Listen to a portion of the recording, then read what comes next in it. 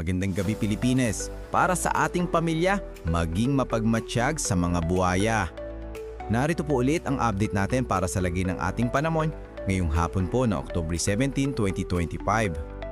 Sa ngayon po ay patuloy pa rin nating binabantayan ang bagyong Ramil na malaking banta pa rin dito sa Luzon simula po bukas.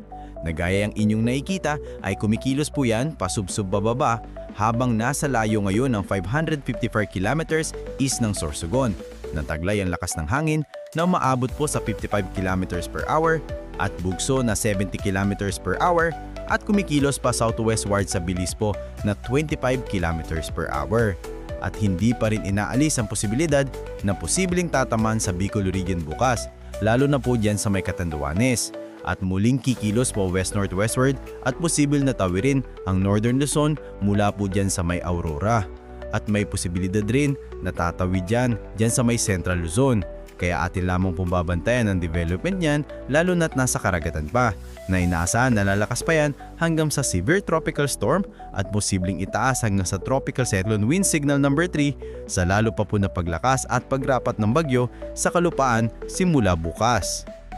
At sa ngayon po ay nakataas na ang tropical cyclone wind signal number 1 sa eastern and southern portions ng Quezon, sa may Tagkawayan, Perez, Alabat, Quezon at Chimunan, Padre Burgos, Unisan, Gumaka, Plaridel, Agdangan, Pagbilao, Mauban, Calawag, Ginayangan, Lopez, Pitogo, Macalelon, General Luna, Catanduanes, San Narciso, Buenavista, San Francisco, San Andres at Mulanay. Kasama na po ang Pulilio Islands, maging sa may Camarines Norte, Camarines Sur, Catanduanes, Albay, Sorsogon, Burias Island at Icao Island. Maging sa Northern Samar, the northern portion ng Eastern Samar sa may San Policarpio, Arteche, Oras, Dolores, Maslog, Gipurlos, Taf, Can-Abid.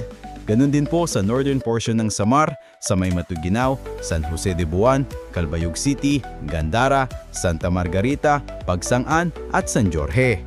At sa inalalabing bahagi nating Munsa ay nakakaranas rin ng maulap na kalangitan na minsan ay may mga pulo-pulo ng mga pag-ulan, lalo na po sa malaking bahagi ng Mindanao, ilang bahagi ng Visayas at dyan sa may Southern Luzon. Kaya mag-iingat pa rin po tayo sa posibleng mga banta pa rin ng mga pagbaha at pagguho ng lupa.